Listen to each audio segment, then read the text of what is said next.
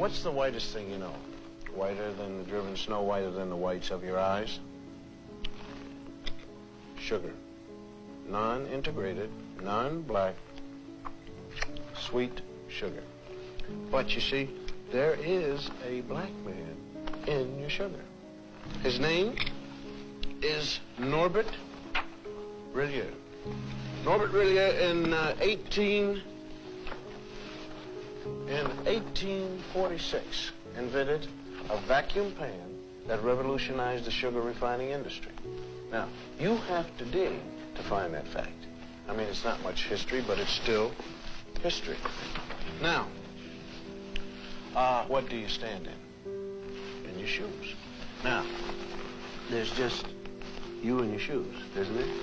Nope. See, there's a black man standing in your Oxfords with you. Sharing your soul and your heel is a man, his name is Jan Ernst Metzelger. And in 1863, this is a drawing by the kids, Metzelger invented the machine that made mass-produced shoes possible. Now, you have to dig around for that fact, too.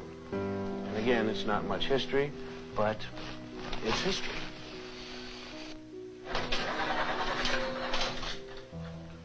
Am I coming in clear to California? I mean, is this TV signal driving through a pass in the Sierra Nevada mountains and slipping into San Francisco? Okay, well, I want to thank you, Jim Beckworth. Jim Beckworth out of St. Louis, hunter, trapper, and honorary chief of the Crow tribe of Indians. We had trouble finding you, Jim. Though you helped open the West, you didn't make the books. Chicago, right here, where the Wrigley building is. Young fellow by the name of Jean-Baptiste de Sable. Jean-Baptiste, he founded Chicago, when he traded with the Indians. And of course, there it is right there at that particular time. It was called Chicago, or Stinking Onion, by the Indians. And de Sable, he didn't even change the name at all. Now you take the Lewis and Clark expedition here, right in there. You'll find a black man named York helping to open the West. Those men are trying to wash the black out of York. That's what you might call historically significant, because a lot of people think we ought to wash white, but we ain't gonna, you see. Texas. Coming to you, Texas, right down the Chisholm Trail, right here. Right down there with 5,000 black cowboys who never made it to the Hollywood Western. Did you know that? Huh? In this same group, there was one black outlaw. His name was Deadwood Dick, who claimed his soul brothers were Bat Masterson, Billy the Kid, and Jesse James. Deadwood Dick used to ride into the saloon, order 2 drinks, one for himself and one for his horse. And here's his horse, drinking a shot of red-eye with a straw. And how about the 186,000 blacks who fought on the Union side during the Civil War? 38,000 died. How about Teddy Roosevelt's charge up San Juan Hill? It wasn't just the Rough Riders who made it. 4 black regiments went right up with Teddy. They didn't get lost going up the hill. They got lost in the history books. How about the North Pole? Snow White? Well, the first man there was black, Matthew Henson. He spoke Eskimo. And he was Admiral Perry's navigator. And although he made it first to the pole, it never quite made it to the history books. And how about your heart? Can we get there? All right.